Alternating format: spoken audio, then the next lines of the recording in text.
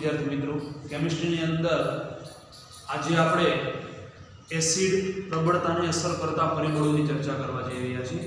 છેલ્લા લેક્ચરની અંદર આપણે દાખલાઓના આગળના લેક્ચરની અંદર જે નિર્બળ એસિડ અને નિર્બળ બેઝ છે એના માટેનો વિયોજન અચળાંક અથવા આયનીકરણ અચળાંક K અને Kb ની ચર્ચા કરી। વિદ્યાર્થી મિત્રો, જે નિર્બળ એસિડ છે અને નિર્બળ બેઝ છે એનું સંપૂર્ણ આયનીકરણ થતું નથી, તો આવા જે નિર્બળ એસિડ અને નિર્બળ બેઝ હોય છે અથવા પ્રબળ એસિડ અને પ્રબળ બેઝ હોય છે, તો એ એસિડની પ્રબળતાને અસર કરતા કેટલાક પરિબળોની સમજ મેળવીએ કે જેથી કરીને કોની એસિડની પ્રબળતા વધારે હશે તો એના માટે ખૂબ જ અગત્યના એવા બે એસિડની પ્રબળતાને અસર કરતા પરિબળો છે। અને એક છે એ છે ધ્રુવીયતા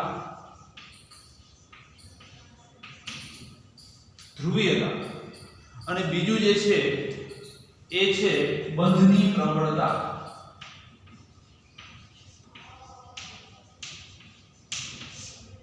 ધ્રુવીયતા અને બંધની પ્રબળતા એ એસિડને પ્રબળતાને અસર કરતા પરિબળો છે। કઈ રીતે સમજીએ? દાખલા તરીકે Ha એની તો પાણી સાથેની પ્રક્રિયાની વિદ્યાર્થી મિત્રો આપણે જાણીએ છીએ પ્રમાણે H3O+ A- ઉત્પન્ન થાય।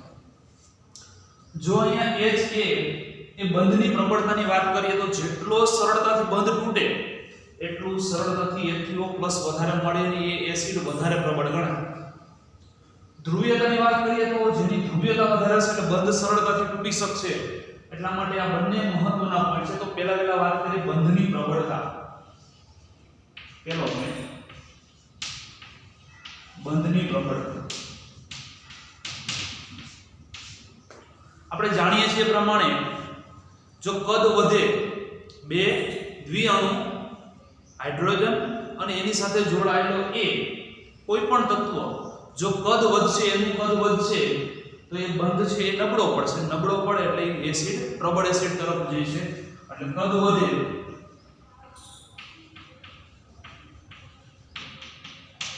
તેમ બંધ નિર્બળ બને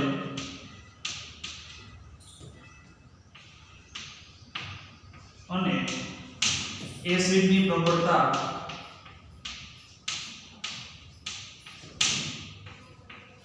વધે। ઉદાહરણ તરીકે હેલોજન તત્વો લો અથવા એની આગળના એટલે કે ઓક્સિજન ફેમિલી લો, ચાલ્કોલ લો, તો આ પ્રમાણે લખી શકીએ વિદ્યાર્થી મિત્રો। હાઇડ્રોજન સાથે ક્લોરીન જોડાયેલો હોય, હાઇડ્રોજન સાથે ક્લોરીન જોડાયેલો હોય, હાઇડ્રોજન સાથે બ્રોમિન જોડાયેલો હોય અને હાઇડ્રોજન સાથે આયોડિન જોડાયેલો હોય। આપણે જાણીએ છીએ પ્રમાણે કે ક્લોરીન કરતા ક્લોરીનનું કદ મોટું હોય છે, ક્લોરીન કરતા બ્રોમિન અને બ્રોમિન કરતા આયોડિનનું કદ મોટું હોય છે।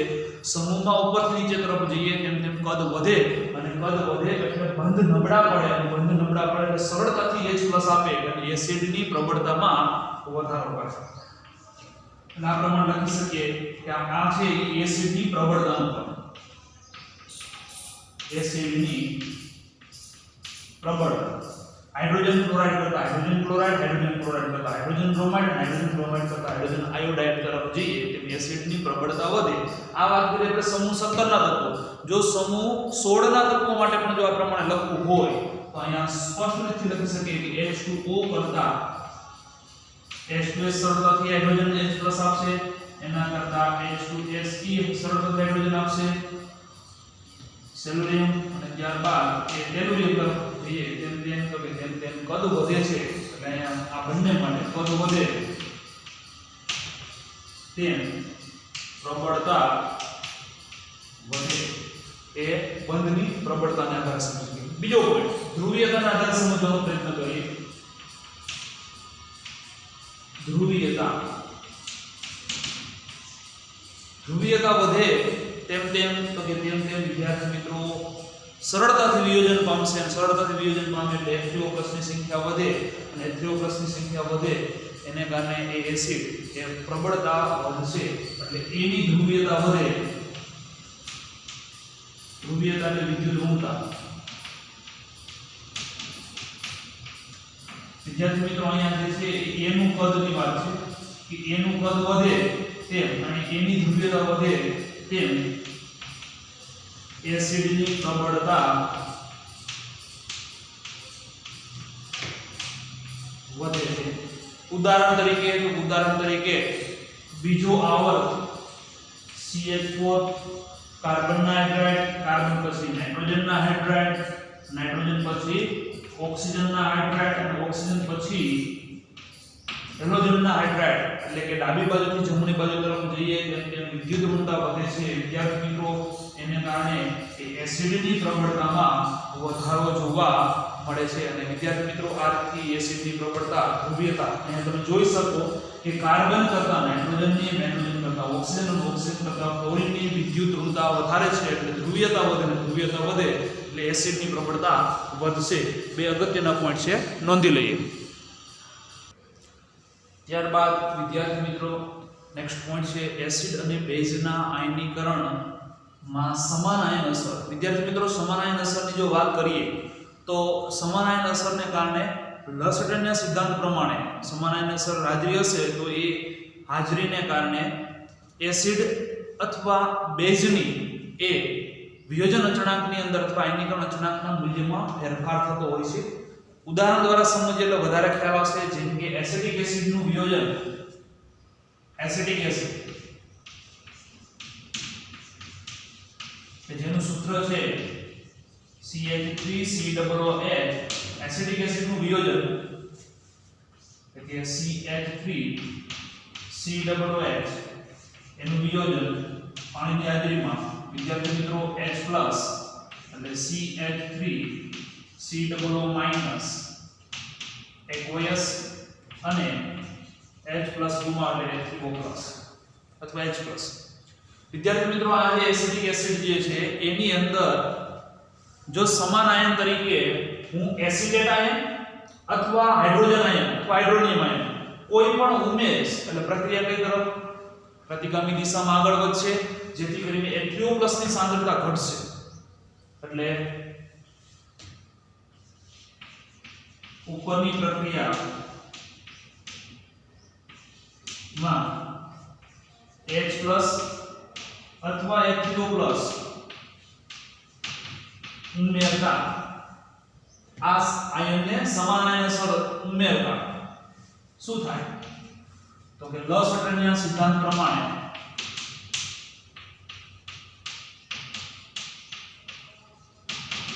જે પદાર્થ ઉમેરેલો છે એની અસર ઓછી કરવા માટે પ્રક્રિયા લસટનના સિદ્ધાંત પ્રમાણે પ્રક્રિયા પ્રતિગામી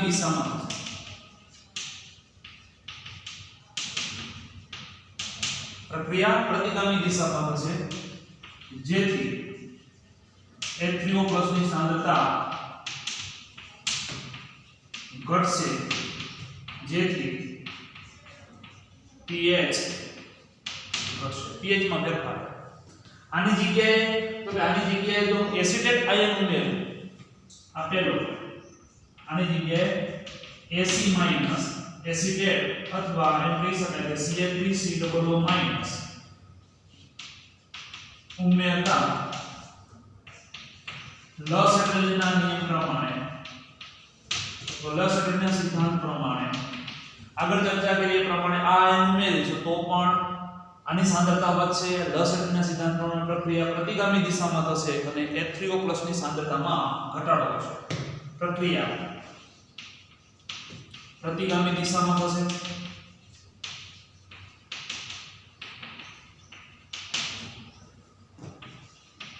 જેથી H3O+ ની સાંદ્રતા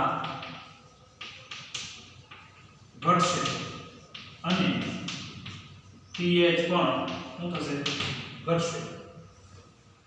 ટેક્સ્ટ બુક ની અંદર જે ઉદાહરણ તરીકે અહીંયા એસિટિક એસિડની સાંદ્રતા સાથેનું ઉદાહરણ આપ્યું એ સમજીએ તો જો વિદ્યાર્થી મિત્રો શરૂઆતની એટલે કે CH3COO- જેને HAC વડે પણ દર્શાવવામાં આવે છે એની શરૂઆતની સાંદ્રતા 0.05 મોલ ટેક્સ્ટ બુકમાં આપેલું છે એનું ઉદાહરણ 0.05 મોલ એસિટિક એસિડના દ્રાવણની અંદર જો 0.05 મોલ સોડિયમ એસિટેટ જેને CH3COO Na વડે દર્શાવવામાં આવે છે આ સોડિયમ એસિટેટ ઉમેરવામાં આવે અથવા એસિટેટ આયન ઉમેરવામાં આવે. આમાંથી શું ઉત્પન્ન થાય તો કે એસિટેટ આયન ઉમેરવામાં આવે તો મળતા દ્રાવણની pH ની ગણતરી કરો. વિદ્યાર્થી મિત્રો, શરૂઆતની સંતુલન પ્રક્રિયા આપણે લખી શકીએ H acid gives H plus plus Ac minus. હવે Ac minus ની સાંદ્રતા આ જે દર્શાવે છે એ દર્શાવે છે Ac minus. આની અંદર તો કે આની સાંદ્રતા શરૂઆતની સાંદ્રતા આપણે આપેલી છે. શરૂઆતની સાંદ્રતા કેટલી આપેલી? 0.05 મોલર. આની સાંદ્રતા ત્યારે 0 હશે, પણ ઓલરેડી એની અંદર સોડિયમ એસિટેટ ઉમેરેલ એસિટેટ આયનની સાંદ્રતા છે એ વિદ્યાર્થી મિત્રો 0.05 મોલર આવે. આપણે દર વખતે પ્રક્રિયામાં શું કરીએ કે આની સાંદ્રતા લેતા હોય ત્યારે આ બંનેની સાંદ્રતા 0 શરૂઆતમાં. સંતુલન પહોંચે ત્યારે આખો અલગ વસ્તુ હતી, પણ શરૂઆતમાં પ્રક્રિયકોની સાંદ્રતા લેતા, નિપજની સાંદ્રતા 0 લેતા. અહીંયા શરૂઆતમાં જ પ્રક્રિયકોની સાંદ્રતા તો બરાબર છે, પણ નિપજની એસિટેટ આયનની હાજરીને કારણે દ્રાવણમાં ઉમેરેલો છે એટલે શરૂઆતમાં એસિટેટ આયનની સાંદ્રતા પણ 0.05. હવે સાંદ્રતામાં શું ફેરફાર થાય તો કે આપણે ખ્યાલ જ છે કે પ્રક્રિયકોની સાંદ્રતામાં ઘટાડો થાય જ્યારે નિપજની સાંદ્રતામાં વધારો થાય. ધારો કે આની પ્રક્રિયકની સાંદ્રતામાં x જેટલો ઘટાડો થાય તો સંતુલનને શું લખી શકાય તો કે સંતુલને આની x મોલર સાંદ્રતા બનતી હોય તો 0.05 - x મોલર આમાં x મોલર બને છે અને આની સાંદ્રતામાં 0.05 + x મોલર એની સાંદ્રતામાં વધારો થશે. હવે આના માટે Ka શું લખી શકાય? આના માટે Ka બરાબર નિપજોની સાંદ્રતા એટલે કે H+ ની સાંદ્રતા Ac - ની સાંદ્રતા અપોન H Ac ની સાંદ્રતા. કિંમત મૂકીએ. K ની કિંમત આપણે મેળવવાની છે તો K બરાબર આના માટે x. આના માટે કિંમત મૂકીએ તો Ac - ની સાંદ્રતા એટલે 0.05 x છેદમાં 0.05 - x અને K ની કિંમત એસિડ નું વિયોજન અચળાંક કે જેની કિંમત 1.8 × 10 - 5 ઘાત. K ની કિંમત 1.8 × 10 - 5 ઘાત બરાબર. એ બરાબર સમજીએ 0.05 ની સાપેક્ષે x ની કિંમત ખૂબ ઓછી હોય છે. શું 0.05 ની કિંમત ખૂબ વધારે x ની સાપેક્ષે અને અહીંયા આપણે x ને અવગણતા અને છેદમાં x ને અવગણતા અને અહીં લખી શકાય x એને ગુણ્યા 0.05 x ને અવગણ્યા છેદમાં પણ 0.05 x ને અવગણ્યા 0.05 કેન્સલ તો x બરાબર કિંમત મળે છે 1.8 × 10 - 5 ઘાત કે જે કોની સાંદ્રતા છે H+ ની સાંદ્રતા. અને એને આધારે જો pH ની ગણતરી કરીએ તો -log 1.8 × 10 - 5 ઘાત 10 - 5 ઘાત એટલે 5 માંથી 1.8 નો log બાદ કરીએ એટલે જવાબ મળે છે 4.74 pH. શરૂઆતની જે pH હશે એમાં ફેરફાર થાય અને 4.74 pH આપણને મળશે. લખી લે. ત્યારબાદ વિદ્યાર્થી મિત્રો સમાનાયન અસરને કારણે એની pH માં કેવા પ્રકારનો ફેરફાર થાય એના માટેનો કોયડો છે 7.24 અગત્યનો કોયડો છે. સમજીએ તો 0.1 મોલર એમોનિયાના દ્રાવણની pH ગણો. 0.1 મોલર એમોનિયાનો દ્રાવણ અને એની આપણે સૌપ્રથમ pH ગણવાનું. pH કેટલી એમોનિયા માટેનો Kb ની કિંમત પણ આપણે આપી દીધી છે. Kb બરાબર 1.77 × 10⁻⁻⁵. વિદ્યાર્થી મિત્રો આપણે જાણીએ છીએ પ્રમાણે કે H3O+ ની સાંદ્રતા મળે એટલે એના આધારે pH મળી શકે. તો H+ અથવા H3O+ ની સાંદ્રતા માટેનું સૂત્ર α × C = √K × C. શરૂઆતની સાંદ્રતા અહીંયા C કિંમત આપણે 0.1 મોલર આપી દીધી છે. કિંમત મૂકીએ K બરાબર તો K બરાબર H3O+ ની સાંદ્રતા. વિદ્યાર્થી મિત્રો અહીંયા K નથી કિંમત આપેલી પરંતુ Kb ની કિંમત આપેલી. Kb ની કિંમત આપેલી એટલે આપણે H3O+ નહીં પરંતુ OH- ની સાંદ્રતા મળશે. OH- ની સાંદ્રતા આપણે Kb ની કિંમત આપેલી. OH- ની સાંદ્રતા = Kb ની કિંમત 1.77 × 10⁻⁻⁵ 5 અને c = 0.1 એટલે 10 ની -1 ઘાત એટલે આ થઈ 10 ની -6 ઘાત એટલે ડાયરેક્ટલી હું વર્ગમૂળ લઈ શકું વર્ગમૂળમાં 1.77 કિંમત મળે છે 1.33 × 10⁻⁻6 એનું વર્ગમૂળ -3 મોલર કોની સાંદ્રતા મળી OH માઈનસ આમાંથી POH અને POH ઉપરથી pH ગણતરી કરી શકાય અથવા Kw નું સૂત્રનો ઉપયોગ કરીએ તો Kw H+ ની સાંદ્રતા એને ગુણ્યા OH માઈનસ ની સાંદ્રતા એટલે H+ ની સાંદ્રતા લખી શકાય Kw upon KOH Kw એટલે 1 ગુણ્યા 10 ની -14 ઘાત છેદમાં 1.33 ગુણ્યા 10 ની -3 ઘાત એટલે 1 ભાગ્યા 1.33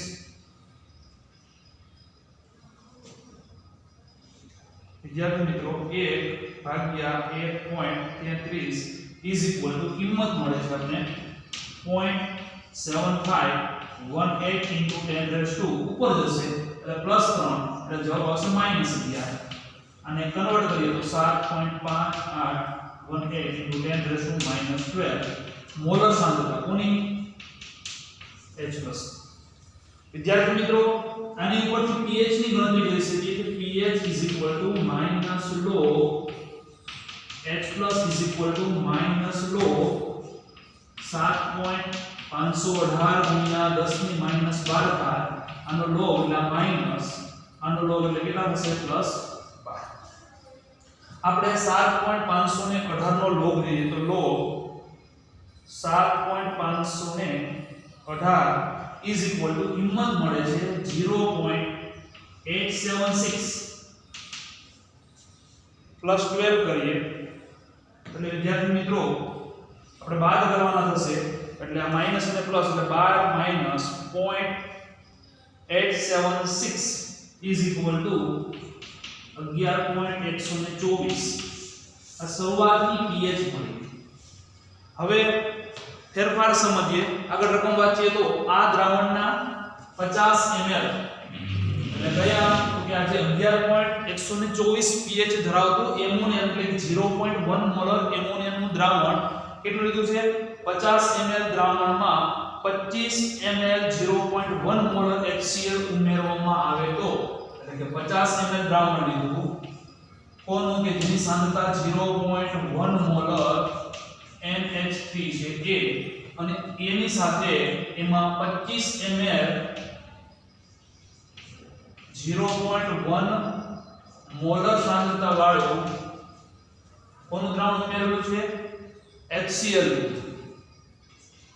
નું દ્રાવણ ઉમેરવામાં આવે તો હવે pH નો ફેરફાર કેટલો થશે અને pH નવી pH કઈ મળશે તો સૌપ્રથમ આપણે આના માટે અને આના માટેની પ્રક્રિયા સમજવી જરૂરી બને કારણ કે એમોનિયા અને HCl એ બંનેને કારણે એમોનિયા અને HCl બંને વચ્ચેની પ્રક્રિયાથી NH4Cl બને છે એમોનિયમ ક્લોરાઇડ જે વિદ્યાર્થી મિત્રો પ્રબળ વિદ્યુત વિભાજ્ય પદાર્થ છે અને પ્રબળ વિદ્યુત વિભાજ્ય પદાર્થ હોવાને કારણે જેનું સંપૂર્ણ આયનીકરણ થશે એટલે સૌપ્રથમ આપણે આના મોલ મેળવી લઈએ અને ત્યારબાદ પ્રક્રિયા દ્વારા કેટલા એમોનિયાના અણુ વધે છે એ સમજીએ વિદ્યાર્થી મિત્રો આના મોલ આપણે ગણતરી કરીએ તો મોલારિટીના સૂત્ર પ્રમાણે મોલારિટી બરાબર 1000 ગુણ્યા n અને એના છેદમાં આપણે આણ્વીય દળ આધારિત પદ આધારિત જો મોલ મેળવવાનો પ્રયત્ન કરીએ n મોલ મેળવવા તો n ને સૂત્રનો કરતા બનાવીએ તો n m ગુણ્યા v અપોન 1000 દળના છેદમાં આણ્વીય દળ જેને આપણે મોલ કહીએ છીએ અને છેદમાં પદ એટલે સૂત્રનું થોડું વ્યવસ્થિત સ્વરૂપ દર્શાવ્યું મોલ મેળવીએ તો આના મોલ આપણે કેટલા મળશે તો m ની કિંમત 0.1 અને એને ગુણ્યા 50 એટલે થશે 5 ભાગ્યા 1000 એટલે આના જે મોલ થશે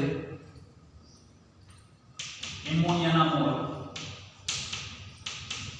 એ વિદ્યાર્થી મિત્રો થશે 0.005 મોલ વાત કરીએ HCl ના મોલ તો HCl ના મોલ આ જ સૂત્રમાં કિંમત મૂકીએ આ સૂત્ર પરથી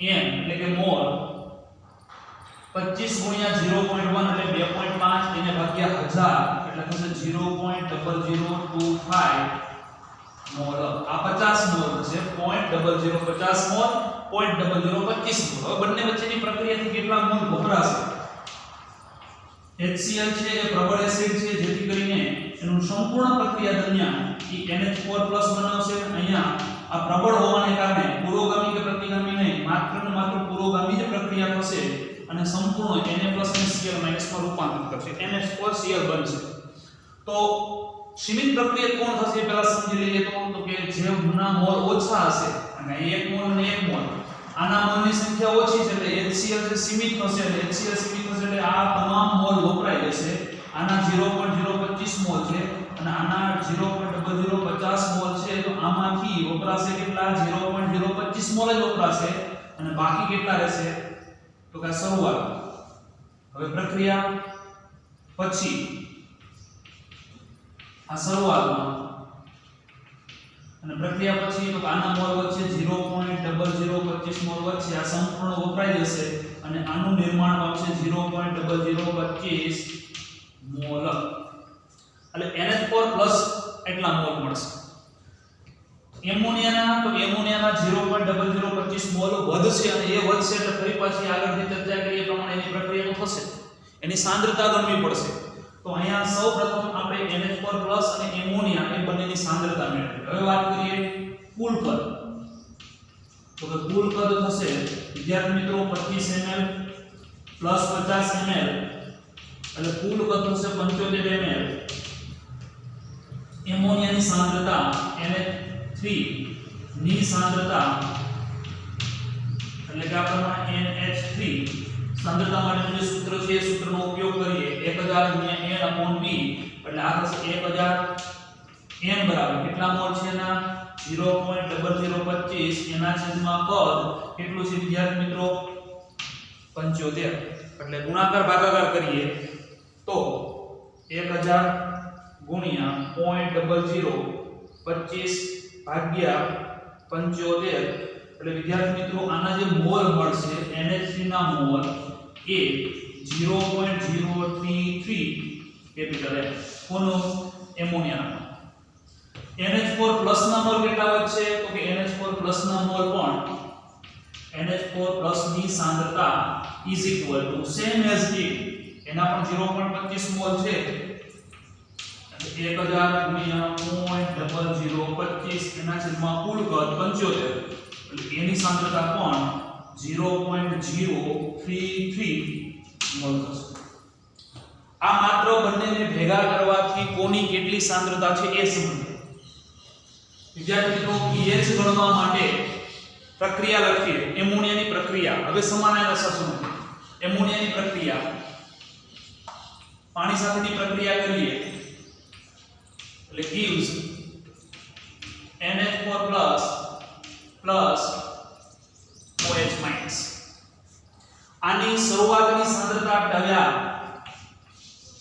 કેટલી તો કે 0.033 મોલ અહીંયા તો પ્રક્રિયામાં શરૂઆતમાં જ હાજર છે કારણ કે આ બંને વચ્ચેની પ્રક્રિયાથી દ્રાવણની અંદર 0.0025 મોલ હાજર એટલે એની સાંદ્રતા છે એટલે 0.033 મોલ આની સાંદ્રતા 0 આ શરૂઆત વિદ્યાર્થી મિત્રો સંતુલનની સાંદ્રતામાં શું થાય તો કે સંતુલનની સાંદ્રતામાં x જેટલો ઘટાડો થાય ત્યારે x જેટલો વધારો થાય થોડીવાર પહેલા સમજાય પ્રમાણે એટલે 0.033 - x અહીંયા થશે 0.033 + x અને અહીંયા આપણે લખી શકીએ x અને x જેટલી સાંદ્રતામાં વધારો થાય આ ક્યારે વાત છે તો કે સંતુલને વિદ્યાર્થી મિત્રો સંતુલનની સાંદ્રતા આના માટે હવે Kb નું સૂત્ર લખીએ તો Kb બરાબર NH4+ ની સાંદ્રતા OH- ની સાંદ્રતા એના છેદમાં એમોનિયાની સાંદ્રતા વિદ્યાર્થી મિત્રો Kb ની કિંમત આપણે શરૂઆતમાં જ આપેલી છે અને એ કિંમત છે 1.77 × 10⁻⁵ is equal to NH4 plus ની સાંદ્રતા કેટલી છે? તો NH4 પ્લસ ની સાંદ્રતા છે 0.033 પ્લસ x એને ગુણ્યા x ની સાંદ્રતા OH માઈનસ ની સાંદ્રતા x છેદમાં આની સાંદ્રતા છે 0.033 માઈનસ x. આગળ આપણે જે થિયરીમાં સમજાય એ પ્રમાણે કે x ની કિંમત આની સાપેક્ષમાં ખૂબ ઓછી હોય એટલે અવગણના, એટલે 0.033 નું મૂલ્ય ખૂબ વધારે છે કોની સાપેક્ષે? x ની સાપેક્ષે, જેથી 0.033 plus x is equal to 0.033 અને 0.033 minus x is equal to 0.033 લેતા ઉપરના સૂત્રની અંદર એટલે કિંમત મળશે 1.77 into 10 raised to -5 is equal to અહીંયા 0.033 એને ગુણ્યા x છેદમાં 0.033 આ બંને ઉડી જશે. x is equal to x એટલે શું છે? તો x is equal to OH minus ની સાંદ્રતા જેની કિંમત છે 1.77 into 10 raised to -5 molar. OH minus ની સાંદ્રતાને આધારે આપણે જાણીએ છીએ કે H પ્લસ ની સાંદ્રતા મેળવવી હોય તો Kw upon OH માઈનસ ની સાંદ્રતા Kw ની કિંમત 1 ગુણ્યા 10 ની માઈનસ 14 ઘાત એના છેદમાં 1.77 into 10 raised to -5 ભાગાકાર કરીએ 1 ભાગ્યા 1.77 is equal to કિંમત મળે છે 0.5649 into 10 raised to ઉપર જશે એટલે થશે -9 -9 ને કન્વર્ટ કરીએ એટલે થશે 5.649 into 10 raised to -10 મોલર. કોની સાંદ્રતા મળી વિદ્યાર્થી મિત્રો? H પ્લસ ની. તો એને આધારે pH ગણવા છે તો pH is equal to -log 5.649 into 10 raised to -10 આનું થશે પ્લસ વેલ્યુએશન આની કિંમત માઈનસ log લઈએ log 5.649 is equal to 0.7519 અને આનો log થશે 10 એટલે -10 કરીએ એટલે જવાબ મળશે વિદ્યાર્થી મિત્રો 9.248 આ pH થશે. ખાસ સમજવા જેવું છે એ અહીંયા પ્રક્રિયા આ બંનેને આધારે કેટલા એમોનિયા વધશે તો કે 0.025 મોલ એમોનિયા વધશે અને એની સાંદ્રતા કેટલી થશે? આ ઉમેરા પછી આ ઉમેરવાથી બનતો NH4+ કે જેનો ઉપયોગ આપણે કરવાનો થાય છે તો એની સાંદ્રતા કેટલી તો કે 0.025 મોલ બને છે અને એની સાંદ્રતા 0.033 મોલ છે જેને આપણે ઉમેરવાનું અને એને આધારે આ પ્રક્રિયાનો pH માં શરૂઆતની pH 11.124 હતી એ જ pH વાળું દ્રાવણ 50 ml લઈ અને એની અંદર 25 ml 0.1 મોલર HCl ઉમેરવામાં આવે તો સમાન આયન અસરને કારણે એની pH 9.248 થઈ જશે. લખી લો.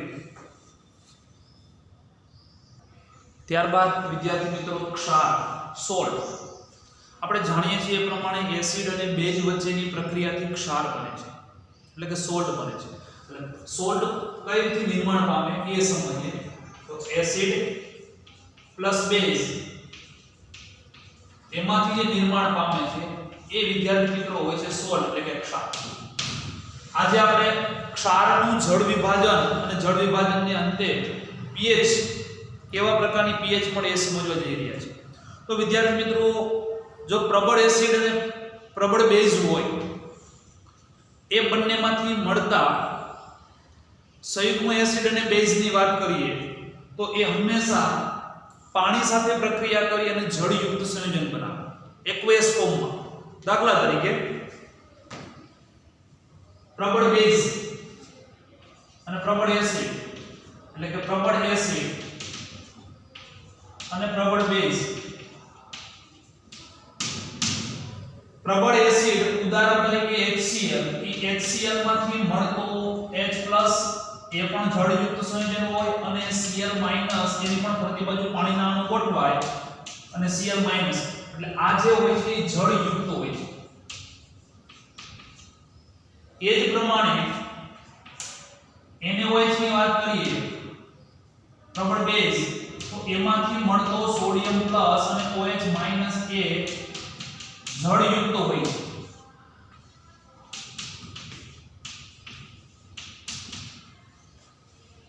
પાણી સાથે જળ વિભાજન પામતું નથી. તો પ્રશ્ન થાય કે જળયુક્ત અને જળ વિભાજન પ્રક્રિયામાં તફાવત શું? જળયુક્ત એટલે Na+ ની ફરતી બાજુ પાણીના અણુ ગોઠવાય છે આકર્ષણને કારણે જે સમ મળે છે. NaCl ની અંદર આપણે શરૂઆતની અંદર ચર્ચા કરી હતી કે Na+ મીઠું છે એને જ્યારે પાણીમાં ઓગાળવામાં આવે ત્યારે Na+ ની ફરતી બાજુ પાણીના અણુ ગોઠવાય છે. Oxygen hydrogen oxygen hydrogen oxygen hydrogen આ રીતથી એ અણુઓ ગોઠવાય છે. આ થયું જળયુક્ત. અને જળ વિભાજન પ્રક્રિયા કોને કહેવાય? તો કે જળ વિભાજન પ્રક્રિયા એટલે કે H+ જળનું વિભાજન H+ અને OH- આવું જેની સાથે પારસ્પરિક ક્રિયાથી બનતું હોય. દાખલા તરીકે કોઈ એક સોલ્ટ અથવા ક્ષાર ઉત્પન્ન થાય અને ક્ષાર સાથે પ્રક્રિયા કરીને H+ અને OH- તો એ પ્રક્રિયાને જળ વિભાજન કહેવાય. અને ધનાયન અથવા ઋણાયનની પ્રતિબાજુ જો પાણીના અણુ ગોઠવાય તો એને જળયુક્ત કહેવાય. એટલે પ્રબળ એસિડ અને પ્રબળ બેઝમાંથી મળતા એટલે પ્રબળ એસિડમાંથી મળતા કયા આયન? તો કે ઋણાયન એ હંમેશા જળયુક્ત હોય છે. અને પ્રબળ બેઝમાંથી મળતા ધનાયન એ હંમેશા જળયુક્ત જ હોય છે. હું વાત કરું છું પ્રબળ એસિડ અને પ્રબળ બેઝમાંથી મળતા ધનાયન અને ઋણાયન એ હંમેશા જળયુક્ત હોય છે. તો જો પ્રબળ એસિડ અને પ્રબળ બેઝમાંથી જો ક્ષાર બનાવવામાં આવે, આપણે જાણીએ છીએ પ્રમાણે એસિડ પ્લસ બેઝ એટલે ક્ષારને સાથે પાણીનું નિર્માણ પામે H2O. ઉદાહરણ તરીકે અહીંયા એસિડ અને બેઝને આધારે કેવા પ્રકારના ક્ષાર બનશે અને એના જળ વિભાજનને અંતે એની pH કેવી હશે એ સમજવાનો પ્રયત્ન કરીએ. તો પહેલા એસિડ પ્લસ બેઝ અને એમાંથી બનતો ક્ષાર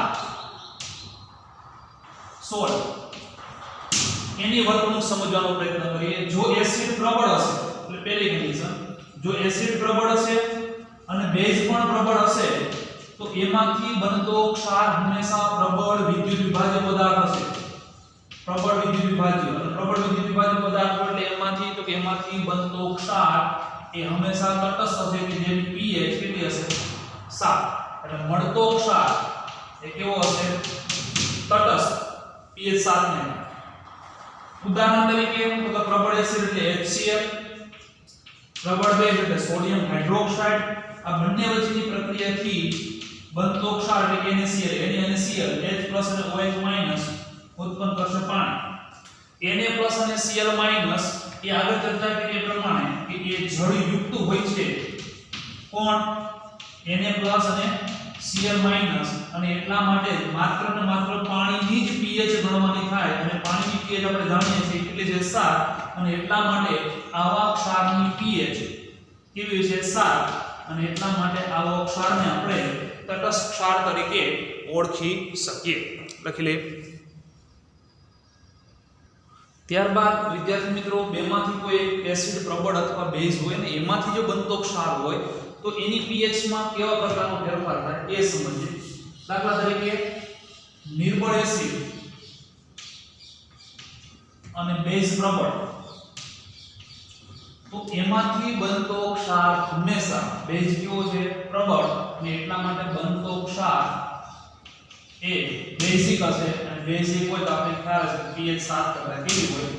વધારે હોય. આ આપણે માત્ર ને માત્ર કોણ પ્રબળ છે એને આધારે pH નું વર્ણન કરી શકીએ. ઉદાહરણ સમજીએ એટલે વધારે ખ્યાલ આવશે. દાખલા તરીકે CH3COOH નિર્બળ એસિડ એનો પ્રબળ બેઝ એટલે સોડિયમ હાઇડ્રોક્સાઇડ સાથેનો ક્ષાર પ્રક્રિયા કરી એટલે ખ્યાલ આવશે.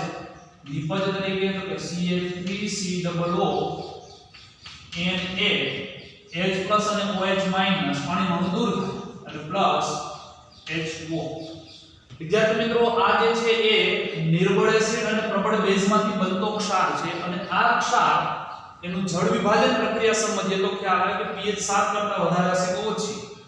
એટલે CH3COO Na એ પાણીની અંદર CH3COO- અને Na+ વિદ્યાર્થી મિત્રો જે Na+ છે એ aqueous જળયુક્ત હશે. આ જે હશે એ શું હશે? જળયુક્ત. અને એટલા જ માટે CH3COO-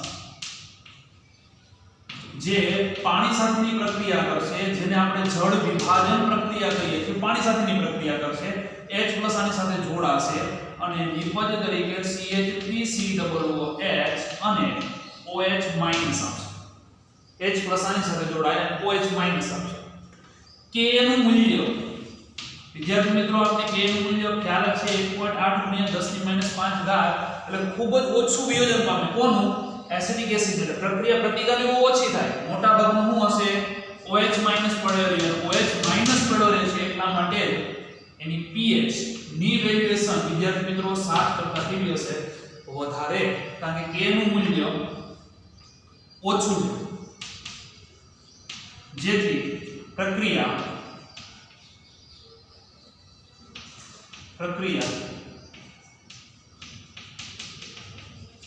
પુરોગામી થશે અને OH- ની સાંદ્રતા વધે. એટલે OH- ની સાંદ્રતા વધે એટલે pH 7 કરતા વધારે, એટલે દ્રાવણ કેવું હોય? બેઝ. વાત કરીએ બીજા પ્રકારનું. એસિડ જો પ્રબળ હોય, એટલે કે એસિડ પ્રબળ એસિડ અને બેઝ છે એ નિર્બળ બેઝ હોય. એસિડ પ્રબળ, દાખલા તરીકે હાઇડ્રોક્લોરિક એસિડ. નિર્બળ બેઝ, દાખલા તરીકે એમોનિયમ હાઇડ્રોક્સાઇડ NH4. આ બંને વચ્ચેની પ્રક્રિયાથી બનતો ક્ષાર, આપણે ખ્યાલ છે કે કોણ પ્રબળ છે? એસિડ. અને એટલા માટે આ જે ક્ષાર હશે એ હંમેશા એસિડિક હશે અને એની pH છે એ 7 કરતા ઓછી હશે. કઈ રીતે?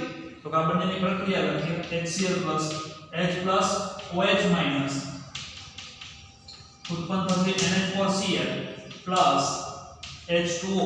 ઉપર સમજાય પ્રમાણે NH4Cl નું જળ વિભાજન પ્રક્રિયા સમજીએ તો NH4Cl વિદ્યાર્થી મિત્રો એનું સૌપ્રથમ પાણીમાં વિયોજન પામે એટલે NH4+ Cl- aqueous. આ જે છે એ જળયુક્ત હશે. Cl- કારણ કે પ્રબળ એસિડનું આયન છે એટલે જળયુક્ત હશે. NH4+ છે એ પાણી સાથે પ્રક્રિયા કરી, પાણી સાથેની પ્રક્રિયા કરે છે એટલે NH4+ છે એ જળ વિભાજન કરશે. વિદ્યાર્થી મિત્રો સ્પષ્ટ છે કે NH+ છે એ OH- સાથે સંયોજશે એટલે NH4OH પુરોગામી પ્રતિગામી અને પ્લસ ઉત્પન્ન કરશે H+. Kb નું મૂલ્ય તો કે એમોનિયા માટેનું Kb નું મૂલ્ય ખ્યાલ છે 1.77 × 10⁻⁵ ખૂબ ઓછું છે, ઓછું, જેથી H+ ની સાંદ્રતા વધશે અને H+ ની સાંદ્રતા વધે એનો મતલબ એમ કહી શકાય કે pH છે એ 7 કરતા ઓછી મળે. 7 કરતા ઓછી મળે એટલે એવા પ્રકારનો ક્ષાર, કેવો ક્ષાર હોય? એસિડિક ક્ષાર હોય. લખી લઈએ. ત્યારબાદ વિદ્યાર્થી મિત્રો ત્રીજા પ્રકારનું ક્ષારની વાત કરીએ કે જેની અંદર બંને નિર્બળ હોય. એસિડ પણ નિર્બળ હોય અને બેઝ પણ નિર્બળ હોય. તો એમાંથી બનતો ક્ષાર એસિડિક પણ હોઈ શકે છે, બેઝિક પણ હોઈ શકે છે અને તટસ્થ એટલે કે ન્યુટ્રલ પણ હોઈ શકે છે. એનો મતલબ એમ કહી શકાય કે એની pH 7 કરતા ઓછી પણ હોઈ શકે, 7 કરતા વધારે પણ હોઈ શકે અને pH 7 પણ હોઈ શકે. કોની પર આધાર રાખે? તો કે એમાંથી કયો એસિડની પ્રબળતા વધારે છે. ઉદાહરણ તરીકે બંનેના ઉદાહરણ લઈએ તો CH3COOH એની પ્રક્રિયા નિર્બળ બેઝ NH4OH સાથેની પ્રક્રિયા કરવામાં આવે તો H+ OH- CH3COOH NH4+ અને પ્લસ પાણીનો છૂટો. આ જે ક્ષાર છે સોલ્ટ એમોનિયમ એસિટેટ એનું જળ વિભાજન સમજીએ તો એમોનિયમ એસિટેટ વિદ્યાર્થી મિત્રો આપણે ખ્યાલ જ છે કે બંને નિર્બળ છે એટલે કે CH3COO- NH4+ બેમાં એક પણ સંયોજન જળયુક્ત નહીં થાય અને એટલા માટે બંને પાણીની સાથેની જળ વિભાજન પ્રક્રિયા, એસિડ જો જળ વિભાજન પ્રક્રિયા આપે તો CH3COO- પ્લસ એની સાથે H+ જોડાય એટલે OH- ઉત્પન્ન કરશે, જ્યારે NH4+ છે એ પાણી સાથેનું જળ વિભાજન પ્રક્રિયા કરી અને NH4OH અને H+ મુક્ત કરે છે. આ ઉપરાંત પાણી પોતે H+ અને OH- પણ મુક્ત કરશે. એટલે અહીંયા H+ અને OH- બંને પ્રકારના આયનો જોવા મળશે, જેથી કરીને એસિડિક, બેઝિક અથવા ન્યુટ્રલ હશે. તો વિદ્યાર્થી મિત્રો, આવા પ્રકારના ક્ષારની pH માપવા માટે ખાસ પ્રકારનું એક સમીકરણ છે. એનું સૂત્ર છે કે pH 7+, અને કે pH ની વેલ્યુ 7 છે, 7+1/2 pKa - pKb. આ સૂત્રની મદદથી pH ગણવામાં આવે. અહીં સ્પષ્ટ છે કે જો pKa ની વેલ્યુએશન વધારે હશે, ફરીથી સમજીએ, જો pKa ની વેલ્યુએશન pKb કરતા વધારે હશે, એટલે કે આ તફાવત ધન મળે, તો pH એ 7 કરતા વધારે મળે અને જે દ્રાવણ છે એ બેઝિક મળે. જો pKa ની વેલ્યુએશન pKb કરતા ઓછી, તો pH છે એ 7 કરતા ઓછી મળે અને દ્રાવણ છે એ એસિડિક મળે અને બંને સરખા હોય, તો pH કેટલી મળશે? 7. એક ઉદાહરણ સમજીએ. કોયડો 7.25. આના માટેનો જ કોયડો છે. એસિડિક એસિડનું pKa એની કિંમત આપેલી છે 4.76 અને આ કોનું છે? એસિડિક એસિડ માટેનું. અને એમોનિયમ હાઇડ્રોક્સાઇડ એટલે કે NH4OH એના માટેની વેલ્યુએશન આપેલી 4.75. તો pH ગણતરી કરીએ તો pH 7+1/2 pKa - pKb. કિંમત મૂકીએ તો 7+1/2 4.76 - 4.75 0.01 એટલે કિંમત એના અડધા એટલે 0.5. આ મળશે 7 અને જે દ્રાવણ મળશે એ 7 કરતા વધારે છે, એટલે અહીંયા બેઝિક દ્રાવણ મળશે 0.005. 0.1 મળે એના અડધા એટલે 0.05 લખી લઈએ.